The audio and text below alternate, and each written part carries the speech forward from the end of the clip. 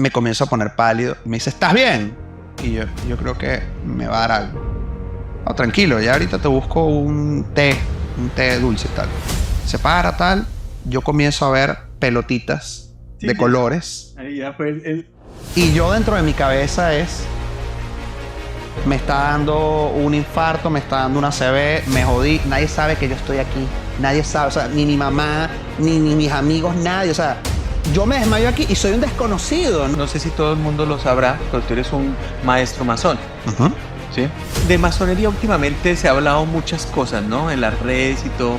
¿Qué podríamos decir que es la masonería en sí, en este tiempo moderno? ¿Sí? Esa es una pregunta también, ¿no? Que uno se hace cuando tú dices yo soy católico.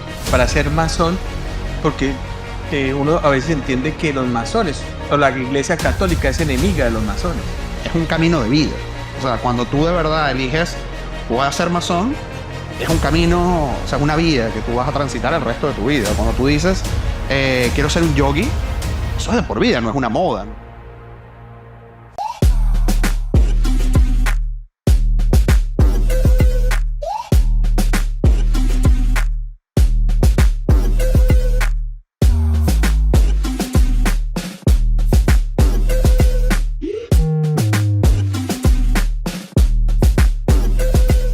Hola, hoy estamos en Interviews nuevamente. Hoy tenemos un invitado súper especial. Estamos hoy acá con una persona que es escritor, editor, director, crítico de cine y un gran investigador de la simbología, la alquimia y la masonería. Con nosotros, Luis Bond. ¿Cómo estás? Vale. Luis, gracias por estar con nosotros. Gracias en este capítulo de Interviews. Gracias a ti por la invitación. Yo feliz de la vida y, ¿sabes? Además poder conversar contigo de estas cosas que nos apasionan, pues es una maravilla. Sí. Bueno, Luis, yo siempre comienzo los episodios y todo dándonos como que en qué momento fue el que nos conocimos, ¿no? ¿Cuándo fue el encuentro entre nosotros? ¿Cómo fue que nos conocimos? En el Congreso de Tarot. Un congreso de tarot. En el segundo Congreso de Tarot de Miami, en algún momento, tú llegaste y querías hacer como un contacto con la gente del Congreso, no te han respondido el Instagram, me escribiste, entonces yo había hecho el puente y bueno, fuiste al Congreso y me regalaste un cuadro del Loco del Tarot. Y ese cuadro yo le marqué y lo tengo ahí en mi casa. Cada vez que doy un zoom, ahí el Loco de fondo. Claro, bien, sí me recuerdo, claro. Exactamente. Luis, chévere esos encuentros a veces fugaces en la vida. Bueno, comencemos como se dice desde el principio, ¿no? ¿Dónde Luis recorre su vida como en la infancia, ¿no? ¿De dónde nace Luis? En Caracas, Venezuela. Parte de mi infancia la vivo en una zona que se llama La Panteón, que queda cerca de la Biblioteca Nacional. Es una zona que está, bueno, sí, en el centro de Caracas. Después me mudo a un lugar llamado La Campiña, que es un poco más hacia el este, y después paso 16 años en Chacao, que es todavía más hacia el este. Y en cada uno de estos momentos, pues, al principio vivía con mi abuela, con mi tío, con mi madre, después con mi madre y con mi abuela, después con mi madre. Pero una infancia, digamos, podríamos decir, tranquila. Tranquila, normal. Leía mucho, jugaba muchos videojuegos. Pero éramos una persona muy introvertida, un niño introvertido, o era... No, yo era terrible. Yo era terrible. A mí me expulsaron de 3 colegios. Y en el último colegio al que llegué, que siempre bromeo y digo que más que un colegio era como un reclusorio, todos los años me condicionaban la inscripción. Todos los años era no, tal. Y de hecho los mismos profesores le decían a mi mamá, no lo meta en la universidad, no va a servir para nada, va a perder el dinero. Ese niño no va a servir para nada, póngalo a cargar cajas, póngalo a hacer algo útil, pero eso no va a servir para nada. Y entonces en ese momento, digamos, bueno, entre la infancia, la adolescencia, ¿cuál es tu interés? O sea, ¿te empiezas a interesar por esto, digamos, del cine o de la escritura? A mí siempre me había gustado, siempre las historias me habían gustado. Y me habían gustado todos los formatos en los que las historias pueden ser consumidas. Entonces, me gustaban los videojuegos por la historia, más allá del gameplay, por la historia. Los libros, el cine. Y cuando ya me toca, cuando llega el momento de graduarme, dentro de mi cabeza, esos encuentros fortuitos así como el nuestro, yo me meto en la universidad para estudiar ingeniería en sistemas. O sea, eso es lo primero que haces en cuestiones de académicas. Claro, pero ahí va la cosa, porque yo no sé, o sea, yo 2 más 2 tengo que sacar la calculadora para estar seguro que es 4. Sí, claro. Yo tengo problemas de motricidad fina. En mi época tú no podías ser zurdo. Entonces, claro, yo utilizo el reloj de la derecha, escribo con la derecha como zurdo, me intercambio los cubiertos para comer. O sea, estoy un desastre en temas de motricidad fina. Tengo problemas de percepción espacial. Yo no veo la tercera dimensión. Los videojuegos me han ayudado muchísimo. Pero esta cosa que, por ejemplo, tiene... O sea, digamos que no puedes ver la tercera dimensión, ¿cómo así? No, ¿sabes que la gente dibuja un cubo? Sí. Y yo no, el cubo no lo puedo ver. Me cuesta. O sea, me cuesta. Los videojuegos me han ayudado muchísimo. O, por ejemplo, no sé si en Colombia tenían eso, que cuando tú te ibas a graduar te hacían un examen como de aptitud académica. Entonces era todo. Era matemática, era lenguaje, qué sé yo. Entonces, por ejemplo, los exámenes te ponían como, no sé, un triángulo, un cuadrado, un rombo. ¿Cuál es la figura que sigue? Yo no sé cuál es la figura. Exacto, O sea, sí. yo no sé cuál es la figura que sigue. Entonces, claro, era imposible que yo fuese ingeniero. Pero dentro de mi cabeza psicótica yo iba a ser ingeniero. Me escribí en ingeniería y justamente como un mes antes de comenzar la universidad voy a visitar a un amigo. Este amigo, por cosas del destino, se tiene que ir antes a una función de cine. Por cosas del destino, tengo que quedarme como 20 minutos abajo esperando a que mi madre me venga a buscar. Por cosas del destino, mi madre se había retrasado. Por cosas del destino, me consigo con un amigo que ya se había graduado el año anterior y me dice, mira, ¿qué tal? Me imagino que vas a estudiar letras. Y yo, no. Pues si te gusta leer y escribir. Sí. Bueno, comunicación, ¿no? Cine, escritura, tal. No, tampoco. ¿Qué vas a estudiar tú? Ingeniería. Pero si tú odias matemáticas, si vas a reparar matemáticas todos los años, ¿por qué vas a estudiar ingeniería? Y yo, es verdad, es cierto. O sea, si yo no me hubiese encontrado con ese amigo, el destino, no hubiese estudiado comunicación, que es lo que... ¿Qué es lo que entraste a estudiar? ¿Qué es lo que exactamente? Comunicación. En paralelo, lo que comencé a estudiar comunicación, comencé a trabajar en cine, comencé a trabajar en publicidad y al final, pues, me fui más por esa área. Mi mención es comunicación social, mención audiovisual. Sí. Y en paralelo, cuando ya estaba a final de la carrera, comienzo a acercarme al mundo de la psicología analítica profunda y desde ese entonces, 2008 hasta ahorita, no me he separado. Esa es la rama que crea Carl Gustav Jung. Y claro, yo me acerco a la psicología analítica profunda porque como guionista digo, quiero escribir personajes que sean tridimensionales, que sean profundos y por cosas del destino, porque no todo funciona así, en ese momento yo tenía una novia que no había visto Star Wars y Star Wars cumplía, no sé, 20 años, una cosa así, y comenzaron a llevar las películas en orden, no en orden de cómo salieron, sino en orden episodio 1, 2, 3, 4, 5, 6. Sí, se pueden retroceder, si estoy entendiendo, no soy muy fan, pero van para atrás. Exactamente, porque Star Wars es 4, 5, 6 y después 1, 2 y 3. Sí. Pero las pasaron todas en ese orden y era pasar la película y después venía una charla con un especialista. Entonces yo agarré esta novia que yo tenía, le dije, tienes que ver Star Wars. O sea, es como mandatorio. Y bueno, era episodio 1, pasar la película y después hablaba un arquitecto, hablando de todo el tema de la arquitectura de Star Wars. Episodio 2 y después un politólogo, hablando de todo el tema de Star Wars, que es súper interesante. 3 y tal. Cuando llegamos a la última, que es el retorno del Jedi, aparece una señora que es Magali Villalobos y ella habla sobre el viaje del héroe, los arquetipos y Jung.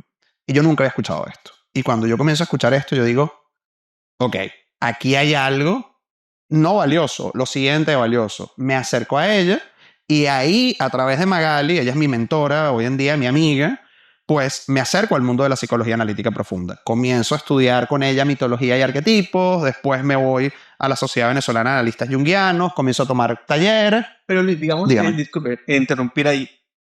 En ese momento, ¿qué edad tenías? Es decir, o sea... Tenía entre 21 y 22. ¿Estaría estudiando en la universidad y pasando eso simultáneamente? ¿O ya había pasado esa... Ya estaba en 10º semestre. Estaba ya entre 19º y 10º semestre. Ya estaba a punto de graduarme. Y claro, para mí esto es una formación que hago aparte, que me ayuda a escribir porque no me interesa ser analista ni psicólogo, sino es algo para yo formarme. Y claro, algo para yo formarme es que, corte A, desde 2019 soy el profesor de mitología y arquetipos del Centro de Estudios Junguianos de Venezuela. Me han invitado en varios espacios junguianos a dar clases sobre mitología, sobre arquetipos, sobre símbolos. Entonces, Es como otra parte de mí y es por Jung que yo termino llegando a la simbología, a la alquimia, al tarot, a la astrología por la masonería.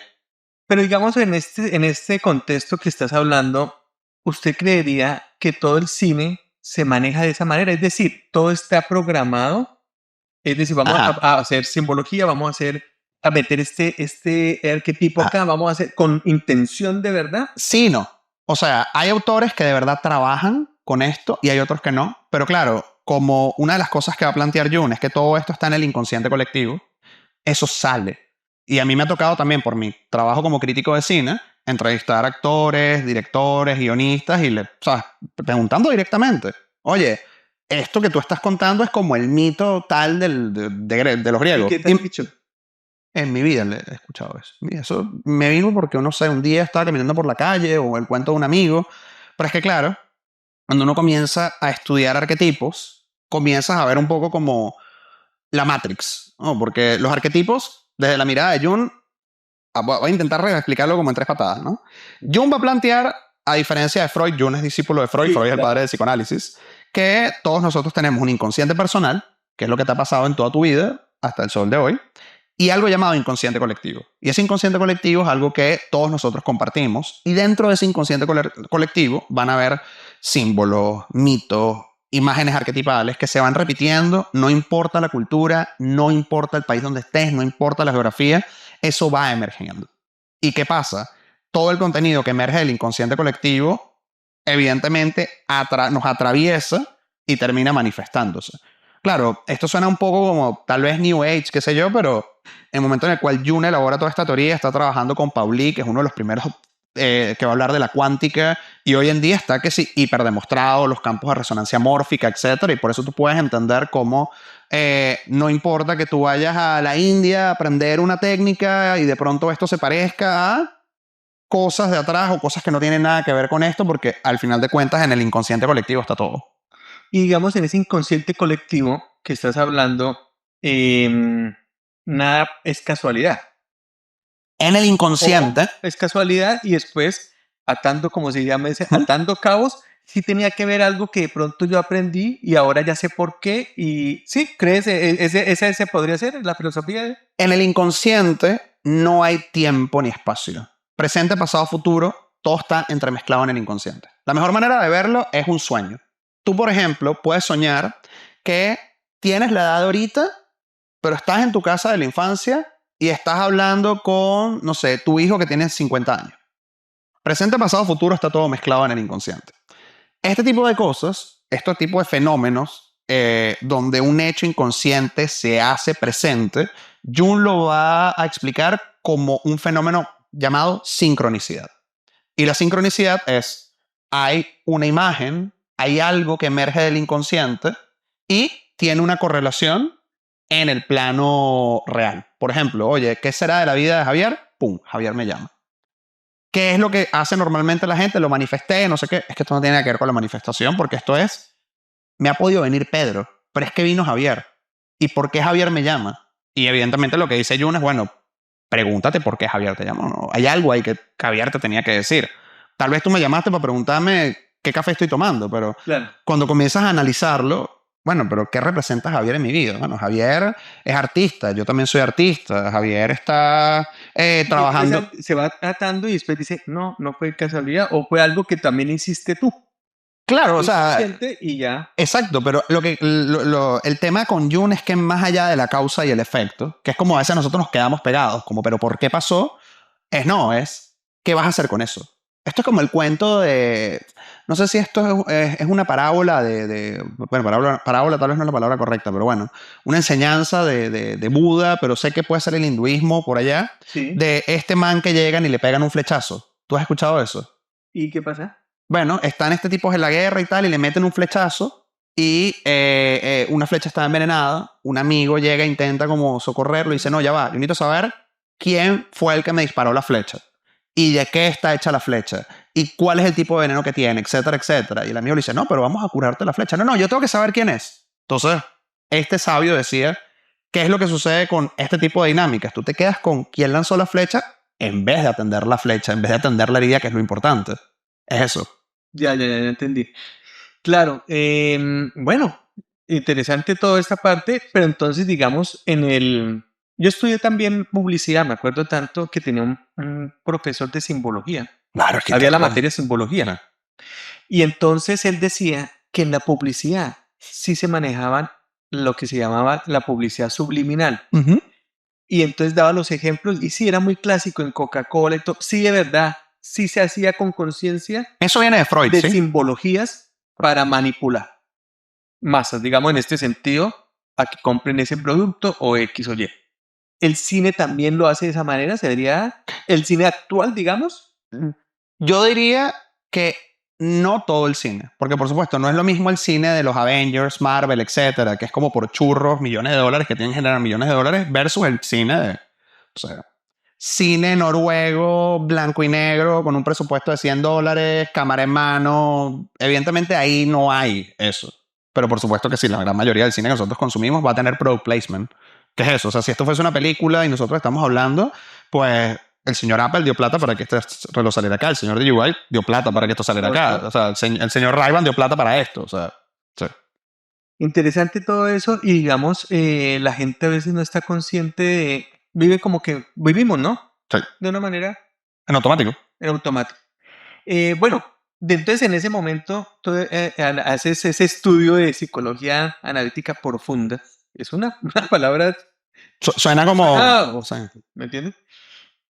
Pero en esa juventud y todo, digamos, ¿qué película dijiste? O sea, como que también te cambió el chip, como que dijiste, bueno, ¿qué de verdad voy a investigar o qué quiero seguir? Esto es lo que yo quiero ser o quiero seguir por este camino. ¿Hubo alguna película que dijiste, oh, me hizo algo así, un clic? Claro, más allá de películas, creo yo como que ese punto, ahí decimos en guión, ese punto de giro, ese punto de no retorno, ocurrió fue en cuarto semestre. Cuando yo estaba en cuarto semestre de la universidad, me tocó hacer me tocó ver fotografía y cuando veo fotografía, comienzo a darme cuenta, claro, porque el cine era algo que me gustaba, como le gusta a cualquiera, pero yo escribía. Siempre mi punto de partida ha sido escribir. Escribir, claro. Cuando yo comienzo a ver fotografía, digo, bueno, creo que me provoca contar algo en imágenes. Y en esas, recuerdo que fueron unas vacaciones, conseguí o sea, me compré una cámara y dije, bueno, voy a escribir un guión que transcurre en mi casa, 2, 3, 4 personajes, voy a rodarlo con mis amigos, muy, muy, muy guerrilla, súper amateur. Y digo, bueno, ¿quién va a dirigir esto? Bueno, pues lo voy a dirigir yo porque ¿quién más lo va a dirigir, no? ¿Y cómo lo voy a dirigir? Bueno, partiendo de la premisa de lo que había en fotografía, el valores de los planos, la angulación, etcétera. Y ahí en adelante, cuando hice mi primer corto y lo vi listo, proyectado, que es un corto completamente amateur, muy divertido, 20 y pico minutos, que hace una película, dije, es esto lo que yo quiero hacer. O sea, es esto lo que yo quiero hacer. Contar historia. Contar historias en este formato. Y claro, ya de ahí en adelante todo era todos los años quiero hacer un corto. Y mis amigos estaban todos emocionados. Y claro, también era una excusa para compartir los amigos. Sí. Y claro, por ese corto termino trabajando en un festival de cine. Estoy hablándote de quinto o cuarto semestre. En ese festival de cine comienzo a trabajar primero como... El primer año fui asistente de un par de directores que daban talleres. Entonces yo era el que se encargaba de estar con la lista, si necesitaban algo, conectar el video in. Ellos daban ruedas de prensa, entonces llevarlos del punto A al punto B y en ese proceso, por supuesto, manejando en tráfico, yo, bueno, ¿qué libro me recomiendas? ¿Qué película te cambió la vida? ¿Qué no sé qué, ta? Esa formación que yo tuve gracias a ese festival fue priceless. Yo trabajé casi 8 años en Viart, así se llama ese festival, y llegué a trabajar con guionistas, productores, directores, ganadores de Goya, ganadores de Sundance, etcétera. Y bueno, ya el último año de VR yo daba clases ahí. Pero todo eso fue también como un espacio de formación enorme para mí. Pero digamos, Luis, yo también veo, digamos, en este momento que te gusta o no te gusta, o no sé si te gustará, me imagino que sí, pero esa parte como académica de enseñar, Claro, ¿cierto? O sea, sí. no solamente ejecutar las acciones, sino de enseñar, que eso no todo el mundo tiene esa cualidad de enseñar. Precisamente yo me gradué en el año 2008, en julio, y en octubre yo estaba dando clases. De inmediato, o sea, recién graduado, ni siquiera había tenido... Yo tuve que faltar una clase porque era mi acto de grado. Y la razón por la cual yo termino dando clases es muy cómica porque yo en ningún momento me planteé dar clases, más bien yo decía, yo no tengo paciencia para la gente. No. Claro. Pero en algún momento yo vi clases con el jefe de cátedra. Ese jefe de cátedra me dijo, ¿por qué tú no das clases? Eso es bueno, es currículo. Yo no sé si me interesa. Pero pasó algo muy importante y es que tuve un profesor de guión que era muy malo.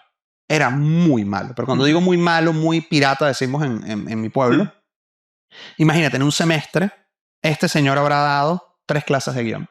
Y las 3 clases de guión que dio fue un chiste. O sea, bueno, las películas tienen un guión y el guión lo escribe un guionista y el guión tiene que tener conflicto. Ya esa es la clase, fin.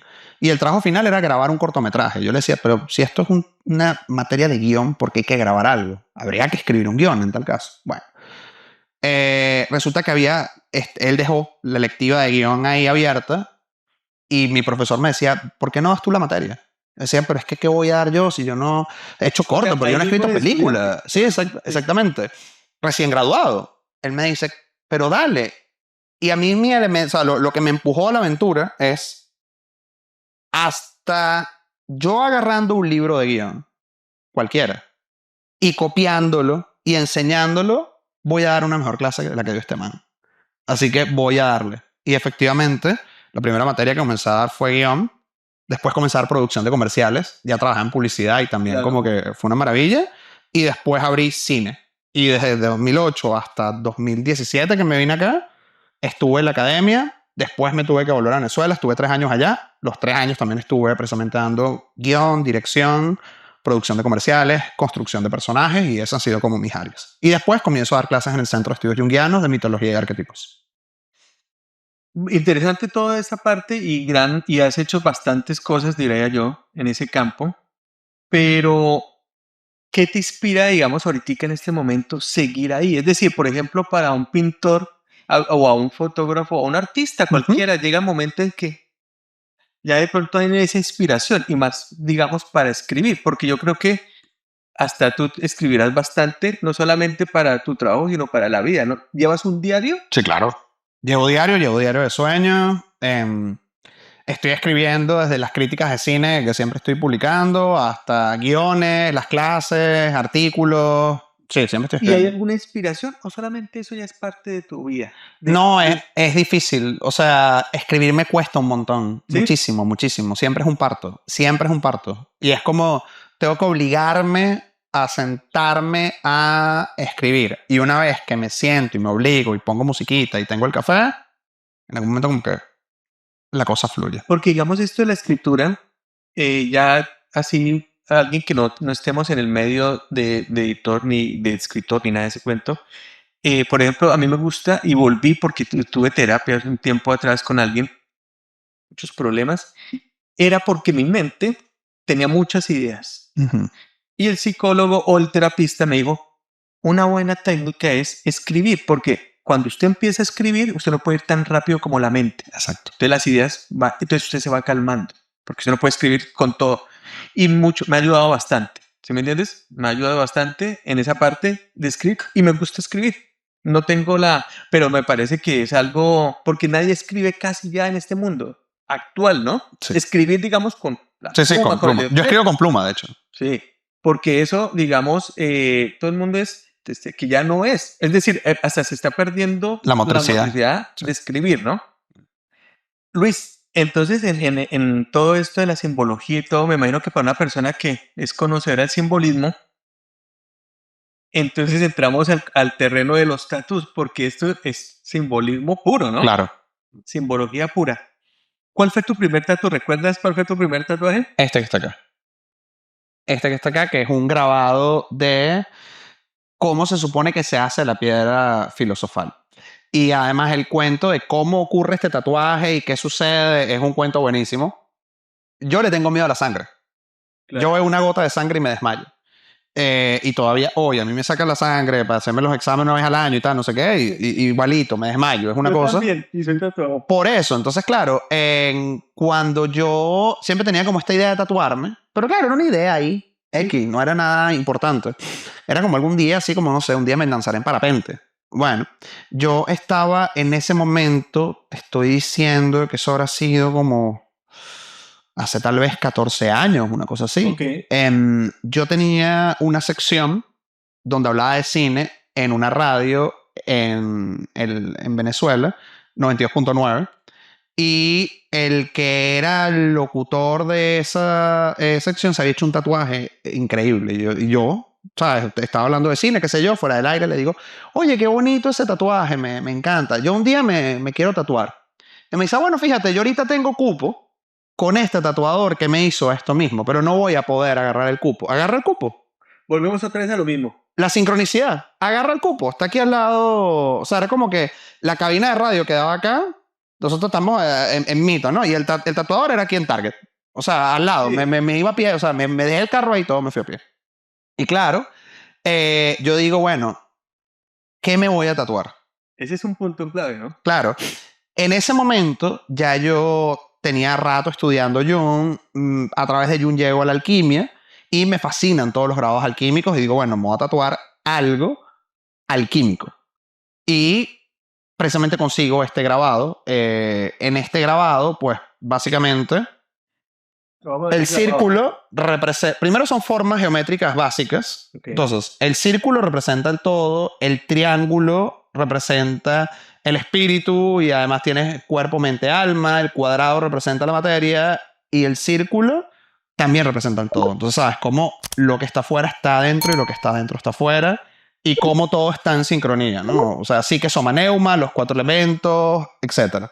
A mí me gusta ese tipo de tatús. Es decir, yo veo un tatuaje, un realismo de esos de ahora, realismo perfecto, técnica, pero no me transmite nada. Es decir, es ver como una fotografía o ver algo. Pero este tipo de tatús que tienen simbologías, los polinesios, los Agyan, todo eso, que parecen muy simples y minimalistas. Cuando usted ve el significado, el encuentro de todo, es algo que encierra todo, muchas cosas. Claro. Que esa sería parte, digamos, del significado del símbolo, podríamos decirlo también. Claro, exactamente, porque son símbolos, o sea, fundamentales, el triángulo, el círculo, el cuadrado, pero cuando se reúnen frente a una idea, pues por supuesto te dan como otra, o sea, se amplifican por completo. La piedra filosofal, dentro de la alquimia, lo que hace es transformar, transmutar cualquier metal vil, como por ejemplo el plomo, en oro. Entonces, claro. Alquimista, ¿no? Sí, exactamente. Entonces, claro, básicamente lo que uno hace en la vida es eso. O sea, a ti te pasan cosas malas, que eso vendría siendo el plomo, y de esas cosas malas aprendes y sacas conocimiento, y eso es oro. O sea, oro que tú vas a compartir con otras personas, oro que te va a guiar en tu vida. Entonces dije, bueno, me voy a tatuar un recordatorio de esto. Y ahí voy. Entonces, llego a donde está a este tatuador, Chapman, él se llama Chapman, querido Chapman de la vida. Llego y le digo, mira, Gonzalo Lázari me dio su cupo, tal, no sé qué. Ajá, ¿qué te vas a hacer? Y yo le muestro la imagen, pongo en Google. ¿La ves?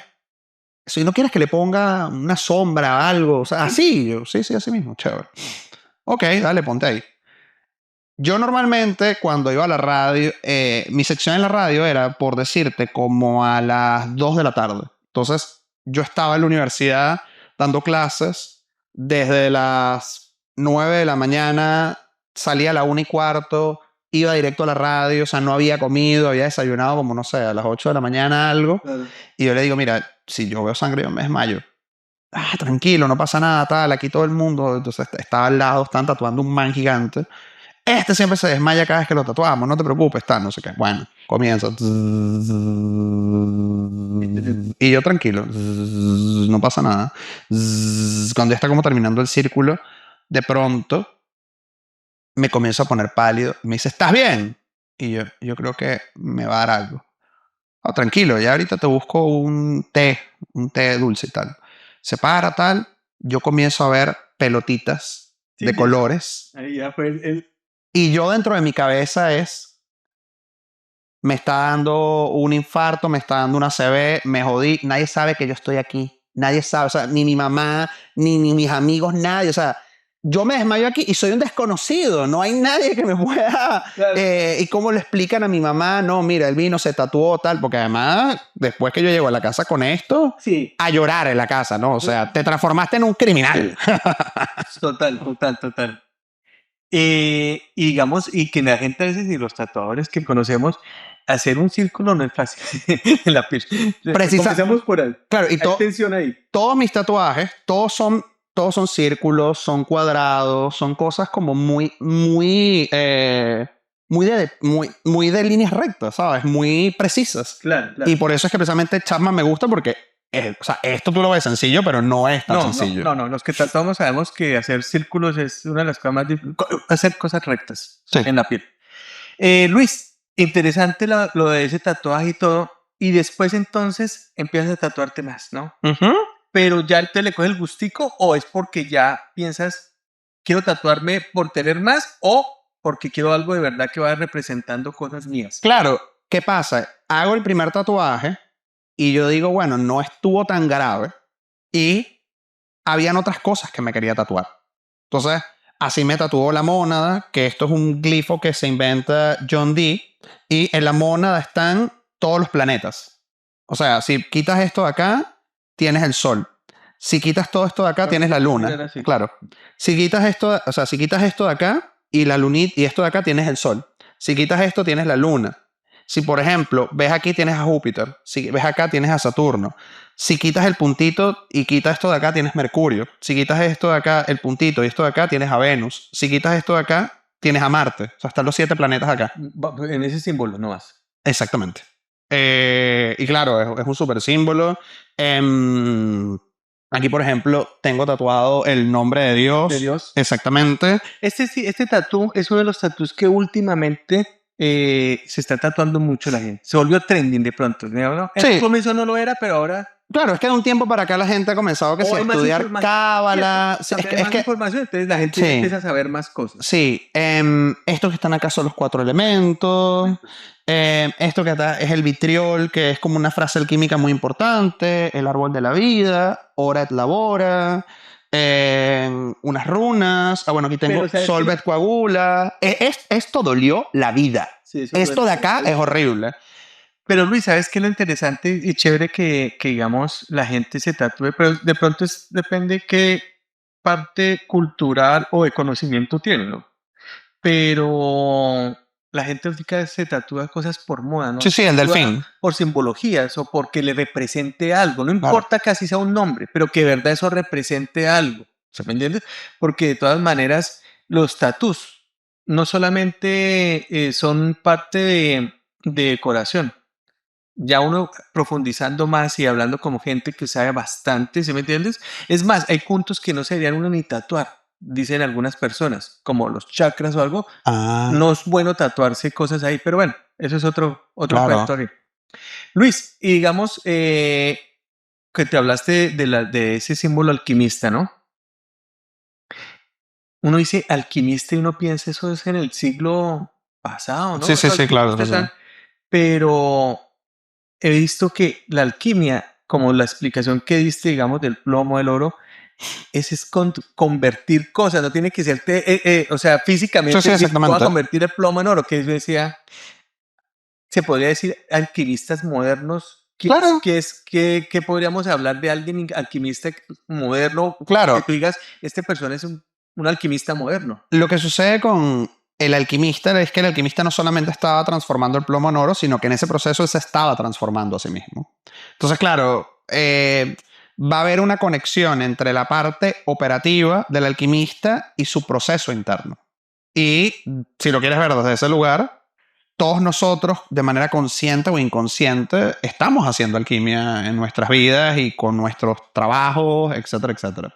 Y claro, todos estos símbolos para mí son como, bueno, recordatorios de determinadas cosas dentro del proceso de transmutación. O sea, los metales, por ejemplo, esto que te estaba diciendo aquí con la mónada, cada uno de estos metales dentro de la alquimia representan características generativas o no generativas. Entonces, por decirte algo, ¿no? Marte tiene que ver con estamos hablando fuera del aire de la fuerza, ¿no?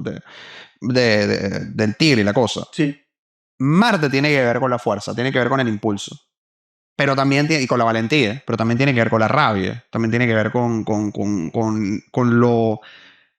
lo destructivo, con la guerra. Venus tiene que ver con la belleza, tiene que ver con el placer, pero también tiene que ver con la lujuria y tiene que ver con el hedonismo. Entonces, claro, cada planeta va a tener como su... Que es en la parte, digamos, astrológicamente hablando, ¿no? Claro, porque es que la alquimia, la astrología van a estar íntimamente Y relacionadas. es ahí donde tú llegas a donde nos conocimos, al punto inicial, el tarot, Ujú, ¿sí? Y el tarot reúne todo eso, exactamente. ¿sí? Pero digamos, en el tarot, cuando alguien dice, es que usted lee las cartas, uno dice, es un brujo. Sí, la gente tiene ¿Sí? esa ¿Qué preconcepción. tanto porque tú puedes tener la parte, digamos, teórica, ¿no? Ujú. Es lo que hemos hablado, los símbolos, al verse la alquimia, pero sí tiene que haber una parte de más allá para poder interpretar el tarot, ¿tú creerías? Claro, ahí va la cosa, ¿no? Yo creo que hay gente que tiene un don. Y esa gente que tiene un don va a leerte, no necesita un tarot. Te va a ver la cara, te va a ver la mano, te va a agarrar la borra del café y te va a decir tu destino. Eso es una persona. Y la gente que tiene un don utiliza cualquier cosa como soporte para ese don. Por otro lado, yo creo que cualquier persona puede estudiar tarot, cualquier persona puede leer el tarot y el tarot siempre va a funcionar porque uno proyecta en esas imágenes su inconsciente. Y el que es un buen lector de tarot va a poder funcionar como puente entre el inconsciente de la persona, lo que proyecta la carta y darle una devolución que le sea útil. Digamos, en un ejemplo tácito, ¿no? Digamos, el tarotista es un canalizador o es un medio, ¿no? Es un medio, Es un es un medio para medio. entender lo tuyo, es tu inconsciente, o es decir, algún problema o cosa, decírtelo cómo podrías resolverlo. Más allá de resolverlo, porque no, en el tipo de tarot, o sea, el tipo de tarot que yo practico y el tipo de tarot que yo enseño, no es o sea, tú vas a entrar conmigo a consulta no a tener soluciones, sino a hacerte preguntas que no te habías hecho y desde ahí llegar a las soluciones que tienes que llegar. Es eso, o sea, yo creo en el tarotista que invita a la reflexión, no en el tarotista que te hace la tarea y de alguna manera yo siento que tanto el tarot como la astrología, como la alquimia, todos estos lenguajes simbólicos van a tener esa funcionalidad, como un espacio para que uno pueda conectar con la intuición y para reflexionar. Esto que estamos hablando del diario, ¿sabes? Por ejemplo, Sí, sí. uno siempre está corriendo del timbo al tambo, más en este mundo, o sea, en esta sociedad y tal, y de pronto tú agarras, sacas una carta del tarot, te quedas viéndola, te quedas meditando, cuáles son las ideas que te evocan. Ahí hay un proceso que se está dando con la carta y contigo, que no tiene nada que ver con que estés canalizando algo, no, no, no, es un proceso de la imagen contigo. La psique, el motor de la psique, la vía regia de la psique va a ser la imagen. La imagen viene cargada de emoción y la emoción es lo que moviliza todo. Entonces, en ese orden de ideas, digamos, podríamos decir que el tarot es como una ayuda también personal Sí, claro. y que uno mismo, así no sea usted tarotista, si aprende las técnicas o cosas así, podría ayudarte Sí, a tener una guía, ¿no? claro. Como cuando uno lee un libro que te ayuda a tener algunas guías. No es que sea la solución, pero es Exactamente. parte de las soluciones. Bueno, fíjate que, por ejemplo, yo antes de estudiar tarot, mucho antes de estudiar tarot o pensar estudiar tarot, yo compraba tarots. Me gustaba coleccionar tarots porque me gustaban las imágenes y ya. Y Sí, la sí, gente me decía, ¿tú ¿verdad? lees tarot? Yo no, no. Mm. Pero paga, échame las cartas. Bueno, agarra ahí y eso tiene un librito y ves y Claro, el librito te sí. dice a ver qué onda. Y, ay, son buenas, las pegan. Claro, es que, de nuevo, estamos hablando de imágenes. Las imágenes siempre te van a hablar. Siempre. No importa lo Claro, que pase. claro, claro, claro. Y ya en ese caso, tanto estudio que tiene, simbología, interés por esto, yo creo que ya conecta más. Es como parte, el tarot llega ahí como parte de eso, ¿no? Sí, exactamente, claro, porque veo que es como el tema de todos los caminos llegan a Roma, ¿no? O sea, Ujú. tú comienzas a estudiar la alquimia y dices, bueno, para yo poder entender el cuento de los metales, tengo que saber de mitología, ya tengo el check de mitología, pero tengo que saber de astrología. Bueno, voy a la astrología. Me doy cuenta que, por ejemplo, en las cartas de tarot hay referencias alquímicas, astrológicas, mitológicas, y digo, bueno, como pareciera que aquí tengo como el caldero donde todo está reunido. Y claro, es eso, una cosa termina llevando a la otra. Ese es el punto. Una cosa llega terminando la otra. Ujú. Bueno, Luis, todo esto, la gente chévere, interesante que te encuentre en tus redes, en tus cosas, pues para poder aprender, ¿no? Pues Claro, claro. eso es bueno, importante. Y bueno, y todo esto entonces llega a una gran parte, y que es otra de las partes que es, o sea, o los que lo conocen, no sé si todo el mundo lo sabrá, pero tú eres un maestro masón, Ujú. ¿sí? Eh, de masonería últimamente se ha hablado muchas cosas, ¿no? En las redes y todo. Un maestro masón, ¿qué podríamos decir que es la masonería en sí, en este tiempo moderno? Es decir, no es de que, porque uno siempre escucha el hombre bueno, no sé qué, Sí, jodas, pero de verdad, ¿qué es la masonería en un 2026? es complicado porque, a ver, em, o está el tema de las teorías de conspiración, que los masones son los que mueven los hilos, etcétera, etcétera y tal. Y bueno, cuando entras a una logia masónica te das cuenta que hay gente normal, común y corriente, que tiene sencillamente ciertas inquietudes. O está el otro extremo que ve la masonería como un espacio para ser mejor hombre o para tener amigos, etcétera. Y bueno, yo siempre lo digo, tú no tienes que ser iniciado en una orden para ser una mejor persona. Tiene que ver contigo. Sí, Tiene no, que ver con otras cosas, exacto, sí, exactamente. también estoy de acuerdo con eso. Em, yo siempre recuerdo un maestro masón, que ese sí es maestro masón, que en algún momento yo estaba visitando esta logia y decía, hermano, ¿cuál es su grado? Decía, no, maestro. Decía, ¿maestro de quién? ¿Usted es maestro de usted mismo? ¿De qué usted es maestro? Y en ese momento dijo que uno no debería decir que uno es maestro masón. Y después otro gran maestro, enorme, él era masón. Y yo le pregunta, entonces cuando alguien una vez le pregunta, ¿y qué? ¿Usted es masón? Y él decía, a mí me gustaría ser masón. Quisiera yo ser masón. Y Claro, claro, evidentemente cuando tú lo ves en esa perspectiva, claro. dices, evidentemente, el ideal masónico, que es este ideal de perfeccionamiento, de trabajar con el símbolo, de marcar una vía iniciática que te lleve a tu interioridad y transformarte y ayudar a otros. Se supone que de eso va la masonería, pero lo que sucede con la masonería en la actualidad es que uno, vamos a tener personas que se acercan con una idea y salen con una idea completamente diferente, para bien o para mal, no, ojo. Y también yo siento que muchas personas se acercan a la masonería, como por ejemplo muchas personas se acercan, y voy a hablar de otras formas tradicionales, se acercan al yoga, se acercan al budismo, se acercan al rosacrucismo, a la cábala, buscando tal vez soluciones rápidas o es que, no sé, estamos hablando fuera del aire. Hago breathwork 5 minutos, activo la kundalini en 20 minutos y ya con eso listo. Y no, es un camino de vida. O sea, cuando tú de verdad eliges, voy a ser masón, es un camino, o sea, una vida que tú vas a transitar el resto de tu vida. Cuando tú dices, quiero ser un yogi, eso es de por vida, no es una moda, no es un momento tal. Claro, no, no, no. Y por eso tú ves que en la logia pueden entrar, no sé, 100 personas y se quedan 2 o 3. Es normal. Claro.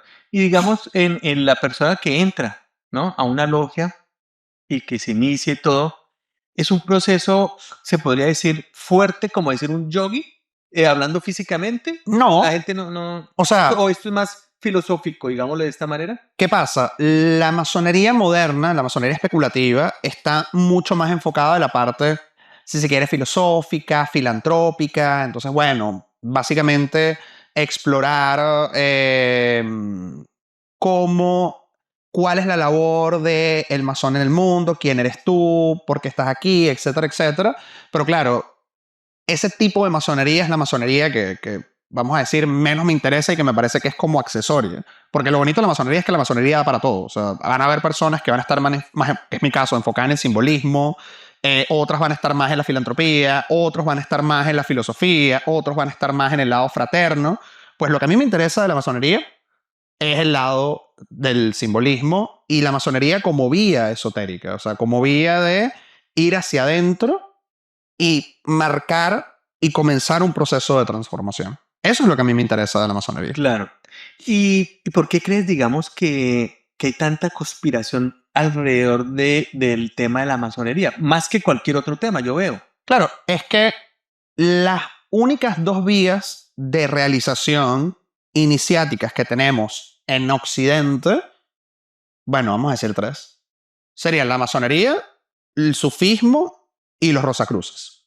Que digo entre comillas los rosacruces porque, bueno, y toda una polémica que si la cadena tradicional de ellos no vamos a entrar en eso, pero yo considero a muchos hermanos rosacruces hermanos de camino, así como un hermano sufí. Disculpe, pero digamos, que me voy a interrumpir, en este pedazo, digamos, de rosacrucismo, sufismo, y bueno, voy a poner los caballeros templarios, que habla la gente y todo eso, ¿todos son masones? No. ¿Qué pasa? Okay. ¿Qué pasa? Todos son hermanos que han elegido una vía iniciática para su realización. Todos son hermanos que siguen una vía esotérica, una vía interna, una vía que trabaja con símbolos. Que de nuevo, aunque cada uno elija un camino diferente, todo termina llevando al centro, ¿no? Esa verdad con B mayúscula.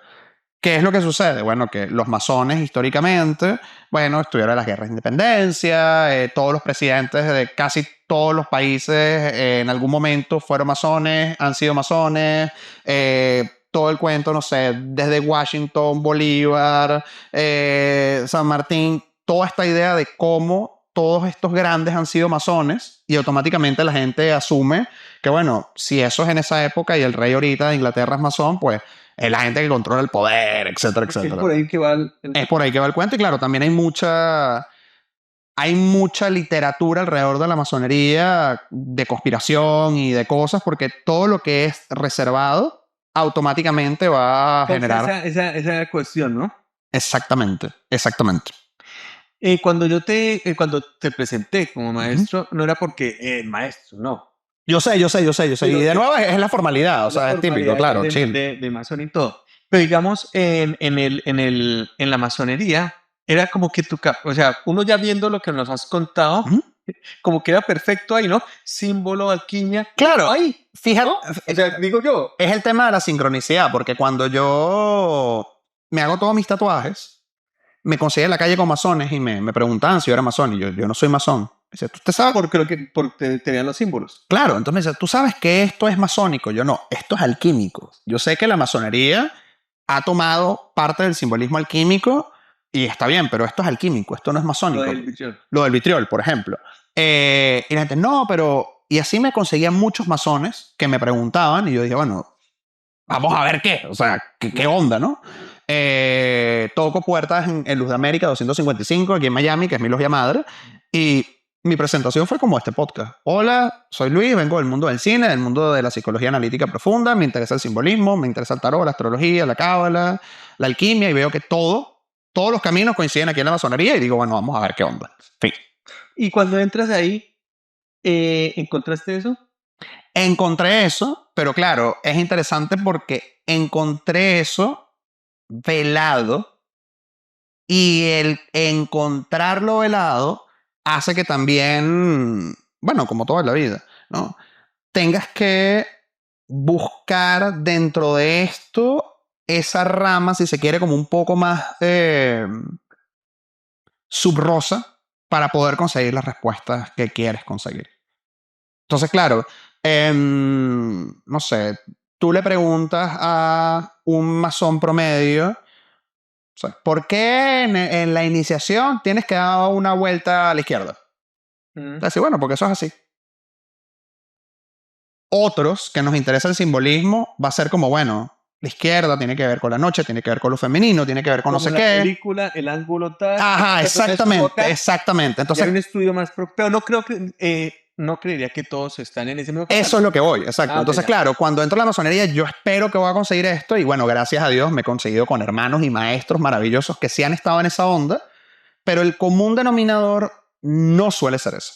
Entonces, claro, siento yo que al principio, no vamos a decir como que el primer choque que tuve, porque una vez más, lo que es la sincronicidad, todas las logias donde he tenido la oportunidad de trabajar, en Venezuela, en Miami, me he conseguido con hermanos, siempre hay uno que otro hermano que está en esa búsqueda, pero si nosotros tuviéramos que decir, no sé, la logia son 200 hermanos, son pocos. Los otros están en otro tipo de búsqueda que es válida, porque de nuevo, claro, la vía esotérica es la vía interior. O sea, es muchas cosas. Claro, y la vía esotérica es la vía interior, y tal vez ese hermano que está ahí buscando fraternidad es lo que él necesita para realizarse. Y yo estoy buscando el símbolo porque es lo que yo necesito para realizarme, otro está haciendo filantropía porque es lo que él necesita para realizarse, y está bien. O sea, es una maravilla, cada quien está en su camino. Pero sí, efectivamente, siento que la masonería me dio como un marco operativo para poder trabajar con el símbolo, porque pasa mucho con el trabajo del símbolo y con todo esto que tú lo aprendes y se queda como una especie de deleite intelectual, de divertimento, pero ¿qué hago con esto? ¿No? ¿Cómo lo aplico? ¿Cómo lo bajo a tierra? Y la masonería, de alguna manera, te da como esas herramientas para poder bajarlos a tierra. Y además, la masonería, bueno, no la masonería, cualquier vía, al final de cuentas, cualquier vía tradicional, te transforma en un símbolo vivo. Y eso es una cosa que es maravillosa porque tú, por ejemplo, con todo y que de nuevo, yo soy católico, tú vas a una iglesia. Esa es una pregunta también, ¿no? Que Ujú. uno se hace. O sea, cuando tú dices yo soy católico, o sea, la masonería, o sea, para ser masón, porque uno a veces entiende que los masones o la iglesia católica es enemiga de los masones. Sí, es que o sea, la iglesia, por una bula papal, excomulgó a la masonería.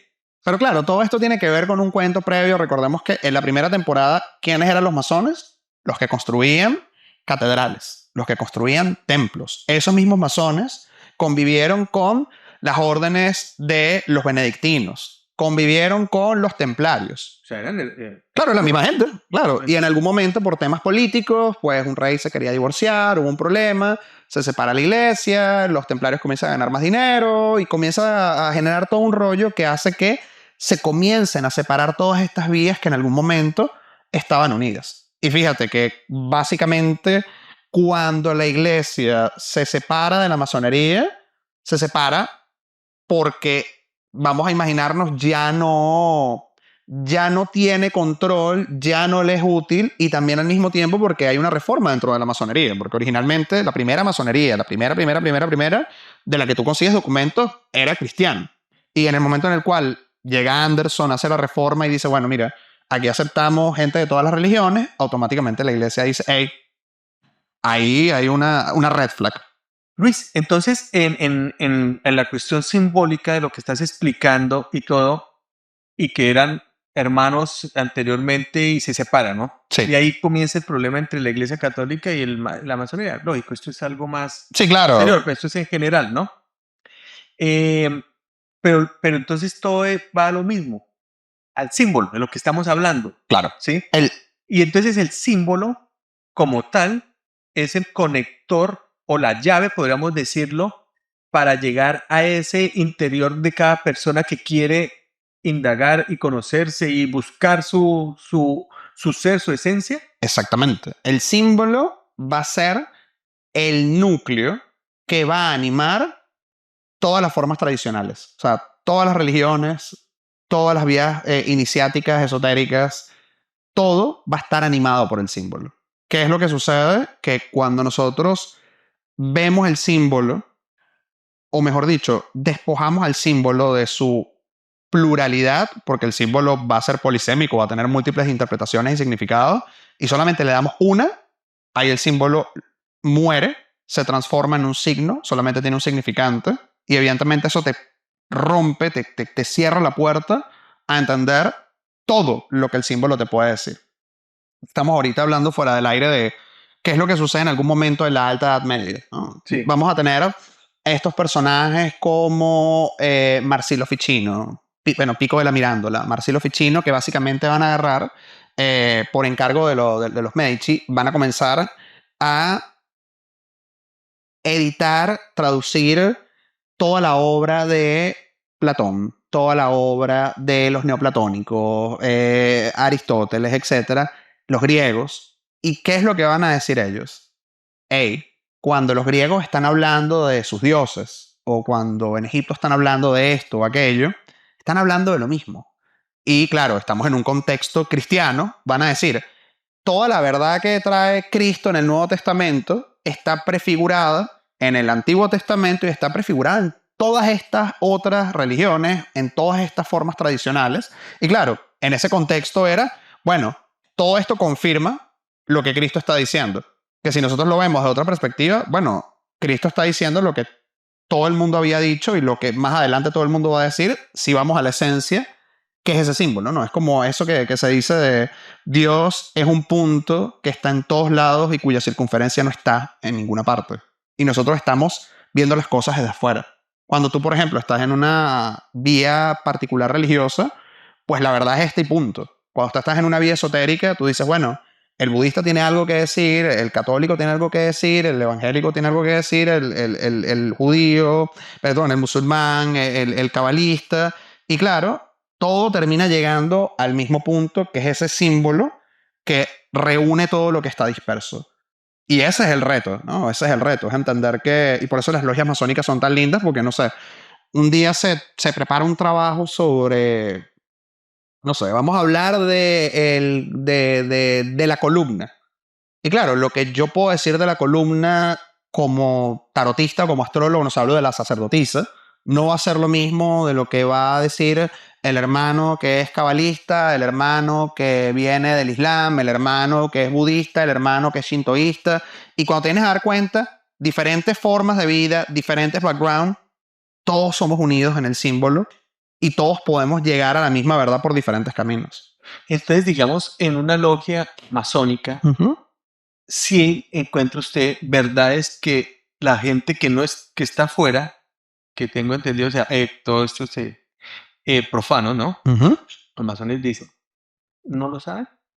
Claro, es que iba la cosa, ¿no? Porque esa verdad que la gente cree que es la verdad de, no sé, la vida eterna, Que no hay una verdad solamente, no hay una verdad absoluta. es que iba la cosa, ¿no? Hay una gran diferencia entre Oriente y Occidente.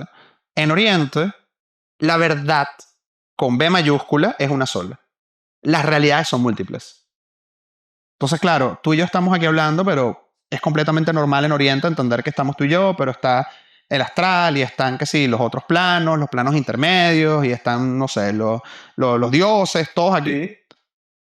En Occidente, la realidad es una, que es esto que está ocurriendo acá, y las verdades son múltiples. Entonces, claro, tú tienes tu verdad, yo tengo mi verdad, no hay una gran verdad. Cuando la realidad vendría siendo que hay una sola gran verdad con B mayúscula. Lo que hay son diferentes interpretaciones y versiones de esa verdad. Entonces, claro, la logia masónica lo que te permite es un espacio para tú poder reflexionar, conectar con el símbolo e intentar acercarte a esa verdad.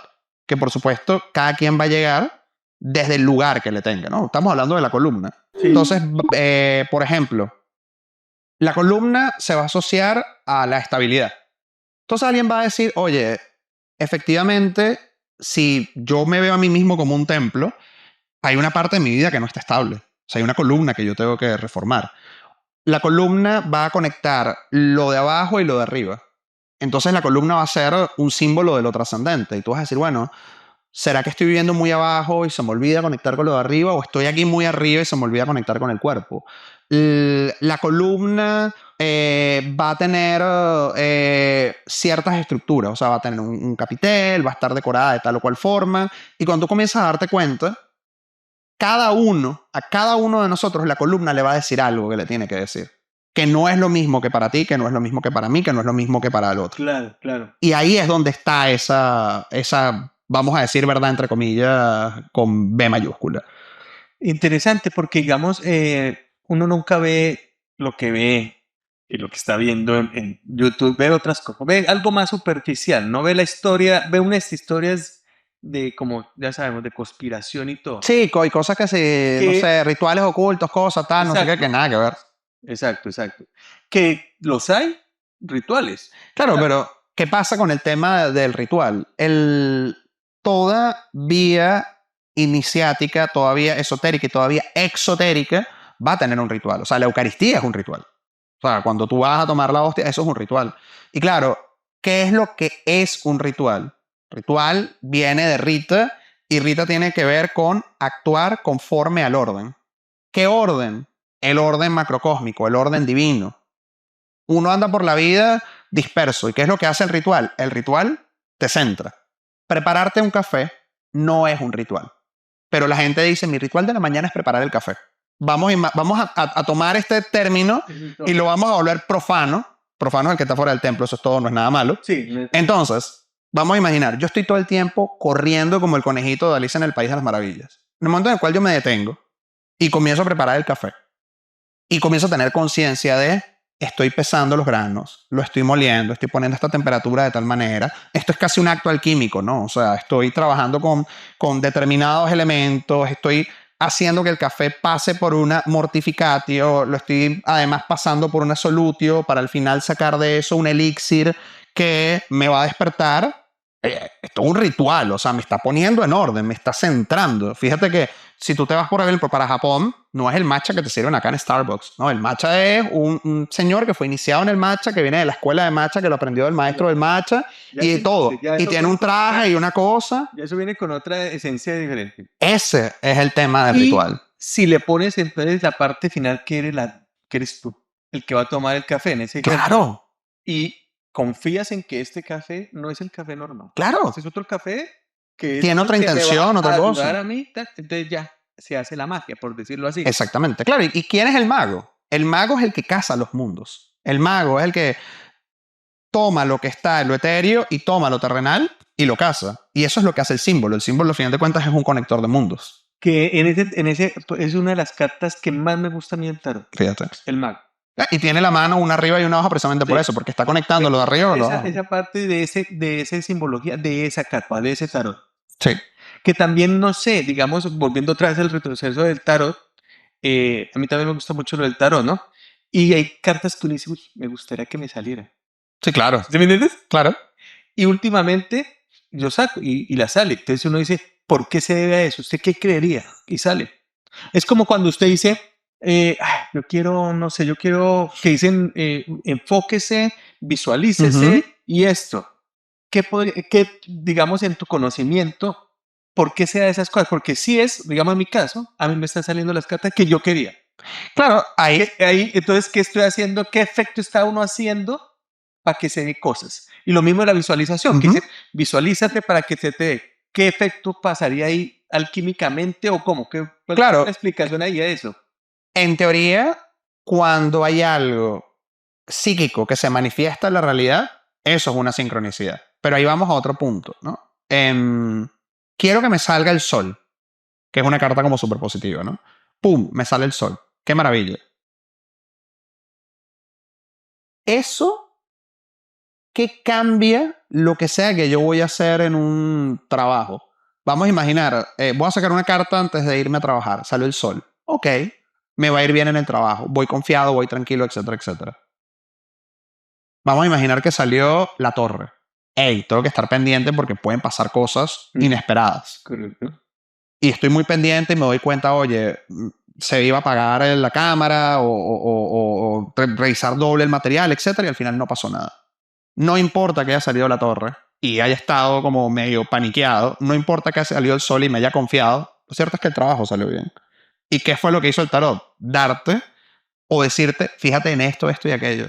Por eso es una herramienta maravillosa. El problema es cuando la gente se sugestiona, ¿no? Cuando te salió la torre y ya comienzas a ver la desgracia en todos lados, o te salió el sol y te confías, entonces no cargas la batería, no descargas la memoria, la luz la dejas ahí, se cae, ahí. Entonces se cae la luz, se cae la cámara y tú dices, oye, pero a mí me salió el sol, se supone que esto iba a salir bien.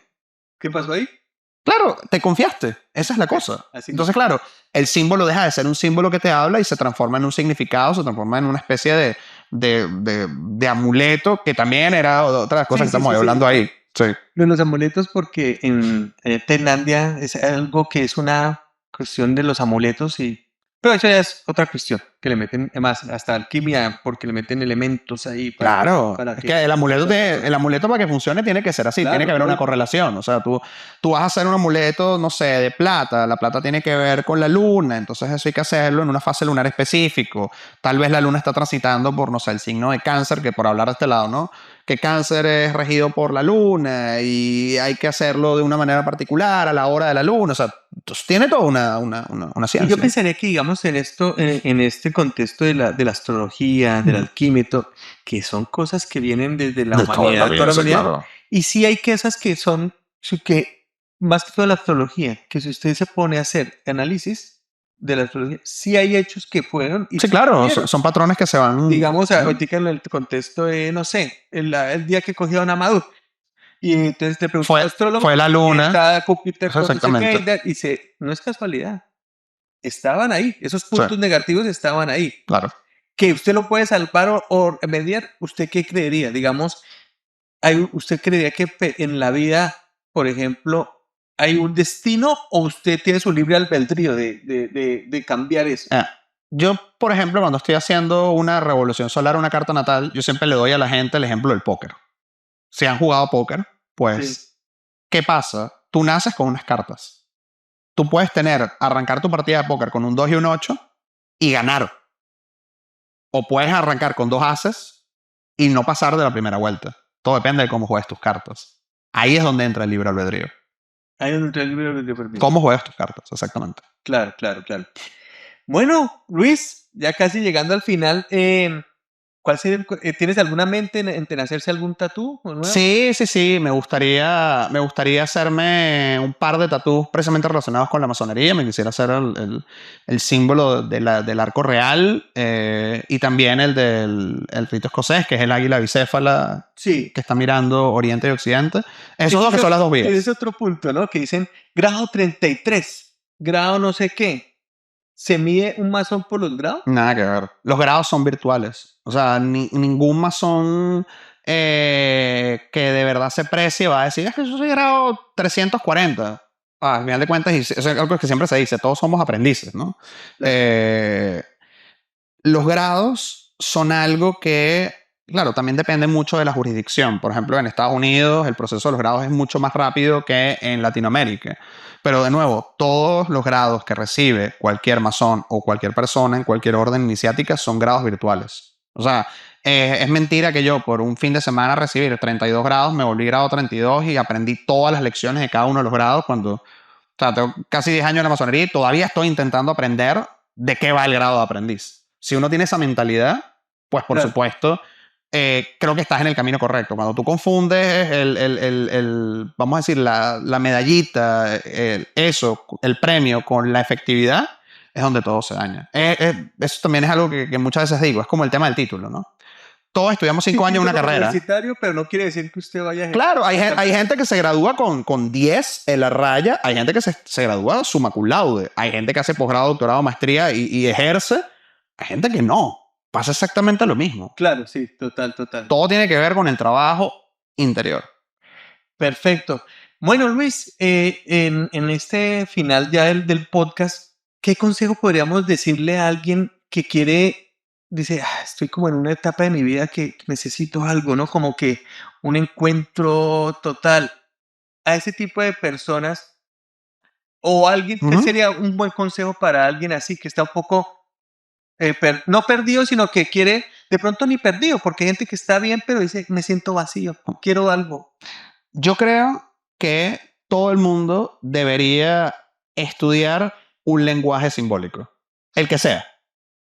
Tarot, astrología, runas, I Ching, cábala, acercarte a los mitos, porque todos estos lenguajes simbólicos te permiten a ti tener un espacio de reflexión y poder darle imágenes a eso que tal vez no puedes poner en palabras.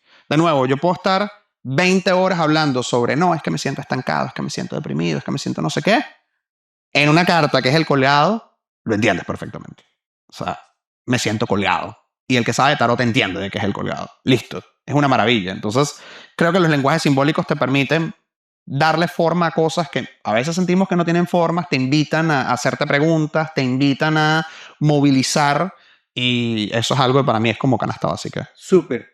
Y la parte visual, digamos, de un documental, no documental, sino digamos de una película o algo, ¿qué consejo a los que solamente vamos como por entretención? ¿Habría como un consejito? No, cuando vaya al cine vea o mire este estilo de ángulo de la película. ¿Cuál sería un consejo para de entender más el cine, de verdad un cine que uno entendiera, ¿no? En toda película todo tiene un porqué. Nada es fortuito. O sea, la película arrancó con un plano general de la ciudad, es por algo, ¿no? O sea, en el primer plano que uno ve, esto tiene que ver algo más adelante en la historia. Todo absolutamente igual que los diálogos. Nada es suelto al azar. A menos que sea una película muy mala, claro, ¿no? Pero, o sea, toda película que se precie, todo tiene una razón de ser. Y, por supuesto, siempre es útil preguntarte, ¿no? ¿Por qué esto? ¿Por qué aquello? Eso sería como un consejo. Y el segundo consejo sería... Mentira, voy a dar 3.